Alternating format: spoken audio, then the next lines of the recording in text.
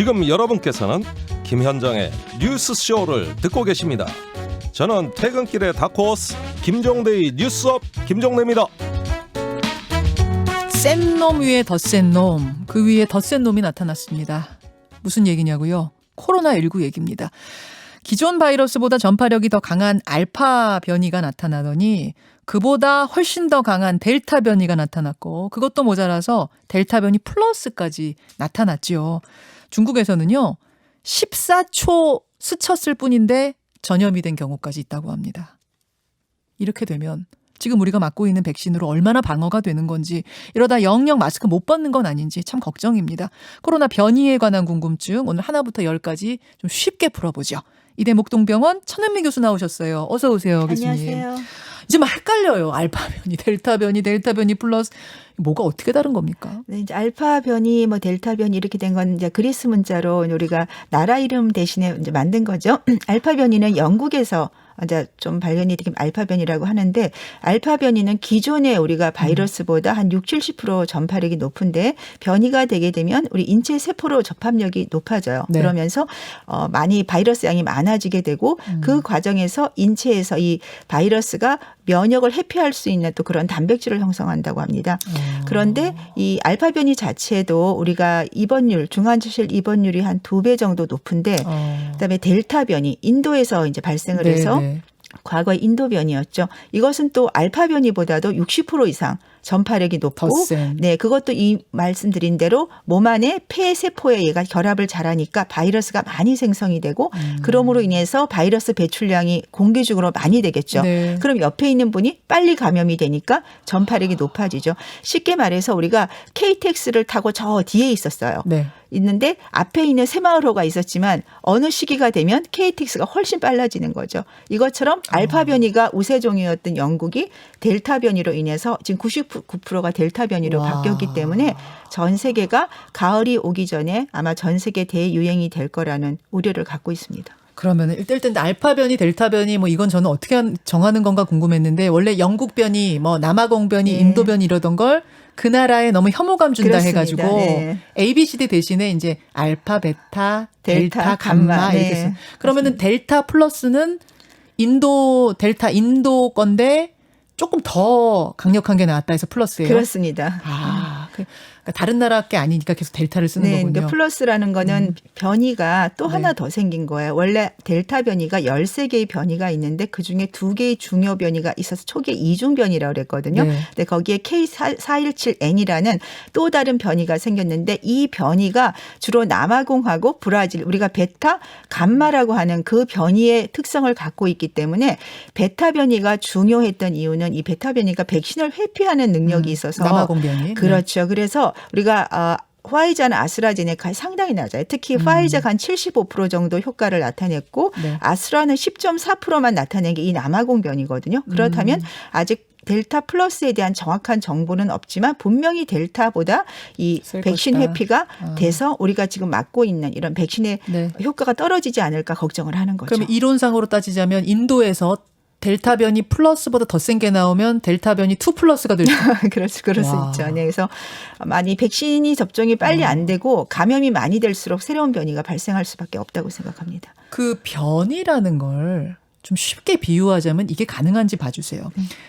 인간에서 물고기로 완전 종이 바뀌는 건 아닌데, 인간이 코가 갑자기 2개가 되고 눈이 2개던 게 3개가 되고 뭐 요 정도 변화, 그렇게 생각하면 돼요. 네, 그렇죠. 눈이 2개 있던 눈이 하나가 되면 우리가 시야가 좁아지고 뭐 넘어지고 그럴 수 있겠죠. 네. 그런 식으로 조금 약화되는 걸로 생각하시면 좋을 것 같습니다. 인간은 인간인데 거기 안에서 변화가 일어난다. 그렇죠. 네. 그래서 궁금한 게, 그럼 우리가 지금 맞고 있는 이 코로나19 백신으로는 변이가 얼마나 커버가 되나, 얼마나 막아지나, 네. 제일 핵심이거든요. 우리가 백신이 만들어질 땐 처음에 우한에서 발생한 바이러스를 기초로 만들었습니다. 그런데 시간이 지나면서 지금 알파, 델타 변이가 나오게 되었고, 알파 변이 같은 경우는 사실 우리가 많이 맞고 있는 아스트라제네카나 파이자 백신이 대부분 막을 수가 있어요.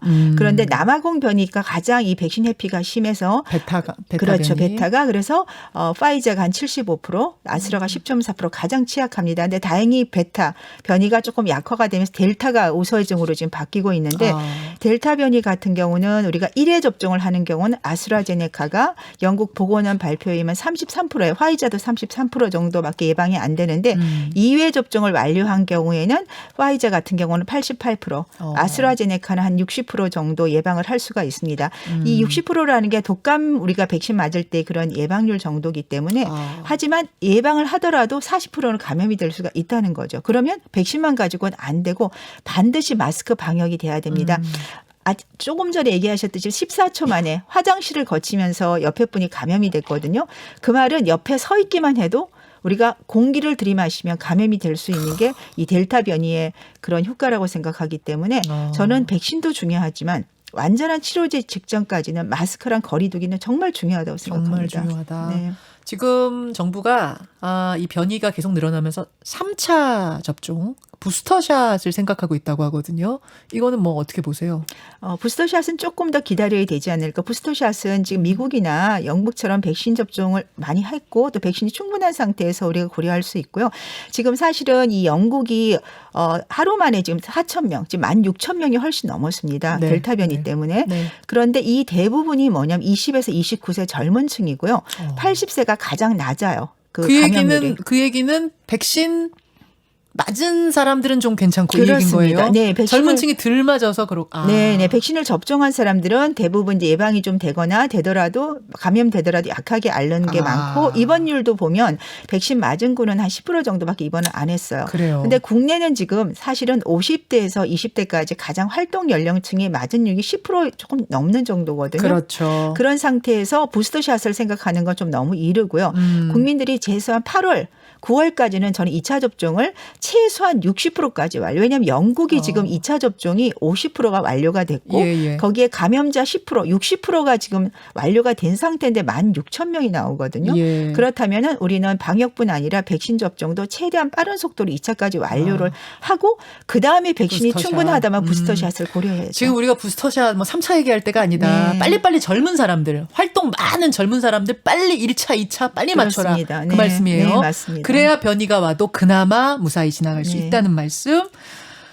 지금 저희 청취자들 질문 중에 변이가 그럼 언제까지 계속되는 겁니까? 이런 질문. 네, 변이는 예측할 수가 없습니다. 지금 이 시간에도 감염자를 통해서 특히 면역이 약한 분을 통해서 이 바이러스가 몸 안에 오래 생존하면서 변이를 하는 거거든요. 걔들도 그러면 지들 나름대로 살아나려고 더 강해지는 거예요. 그렇죠. 변하면서. 적응을 해야 되니까. 우리가 방어를 하게 되면 또 거기에 적응을 하고 그렇기 때문에 언제까지 될지는 모르고 결국은 우리가 바이러스 독감처럼 수년간 계속 같이 생활을 할 텐데 생활을 하더라도 우리가 치료제가 있다면은 그 독감처럼 걱정할 필요가 없거든요. 네, 그래서 아마 치료제 개발이 지금 많이 준비가 되고 있고 만일에 정말 잘 된다면 연말에는 경구 치료제가 나와서 우리가 확진이 되면 집에서 약으로 조정이 가능할 수 있는 그런 날이 오면 벗을 수 있을 것 같습니다. 지금 그러니까 제일 많은 질문이 그럼 마스크 평생 못 벗는 건가요? 변이 그럼 계속 못 벗는 건가? 이 질문이 제일 많은데 교수님 핵심은 백신보다 그러니까 마스크 벗고 안 벗고의 핵심 경구 치료제의 등장이다. 네, 그것이 더 효과가 있지만 백신도 맞아야 되는 게 우리가 경구 치료제가 있더라도 독감 백신을 맞더라도 고령층이나 아이들은 굉장히 입원을 하는 경우가 있어요. 그러니까 그렇기 때문에 백신은 백신대로 접종을 우리가 독감처럼 하고 그리고 진단이 되면 백신을 맞더라도 감염이 될 수가 그러니까요. 있죠. 그 경우에는 우리가 치료제를 집에서 간편하게 복용하고 그중에 또 나쁜 분들은 입원을 할 수도 있어요. 입원하면 또 입원해서 치료받고 이런 식으로 우리가 지금까지의 독감처럼 가는 것이 아마 앞으로의 그 경과가 될 거라고 추측합니다. 이해가 됐어요. 백신 맞지 말자 그게 아니라 백신 그렇습니다. 당연히 맞지만 그럼에도 불구하고 마스크 벗을 정도가 안 되기 때문에 핵심은 걸려도 치료할 수 있는 쉽게 치료할 수 있는 먹는 치료제가 나와야 한다. 네네. 그러면 설사 걸려도 그거 먹으면서 치료하면서 이렇게 쭉 평생을 살아나가야 된다. 그 말씀. 네, 맞습니다. 그럼 먹는 치료제 언제 나옵니까? 지금 3상이 연구가 되고 있어서요. 빠르면 올 연말에는 상용화가 될 수 있는데 3상 결과를 기다려봐야 됩니다. 어느 나라에서 만들고 있어요? 지금 미국 회사에서 지금 만들고 있는 알고 있고요. 2상 결과가 좀 좋은 편이어서 좀 기대를 할 수 있을 것 같습니다. 미국에서 만들고 있고 잘하면 올해. 네. 그러면은 잘하면 올해 우리 백신 다 맞고 경구치료제 나오고 하면 내년에는 벗을 수도 있겠네요. 네, 근데 완전히 벗는 것보다는 전 조금 하나 이 마스크가 나쁜 점만 있는 건 아니에요.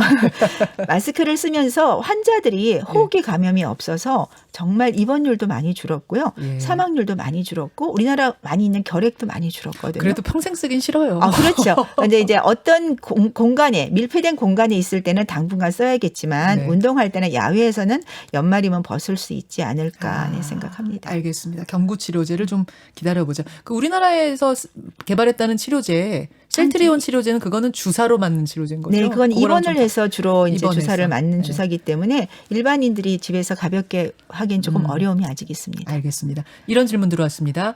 그럼 지금 변이는 그렇게 한 3-4개 뿐인 건가요? 물어보시는데. 그렇지 않습니다. 지금 우리가 알파부터 델타까지 변이는 주요 변이라고 그래서 우리가 문제가 발생한 변이고요. 수십 개의 변이가 지금도 그렇죠. 만들어지고 있습니다. 수십 개의 변이가 오늘도 만들어지고 있고 그렇습니다. 다만 강력하게 지금 있는 것들이 총 한 4개 정도 네, 됩니다. 맞습니다. 여기까지 말씀 듣죠. 교수님 고맙습니다. 감사합니다. 천은미 교수였습니다. 김현정의 뉴스쇼는 청취자 여러분의 참여로 이루어집니다. 트위터, 페이스북, 레인보우 게시판, 그리고 단문 50원, 장문 100원의 유료 문자 샵 1212, 우물정 1212 통해 참여하실 수 있습니다. 김현정의 뉴스쇼, 여러분과 함께 만듭니다.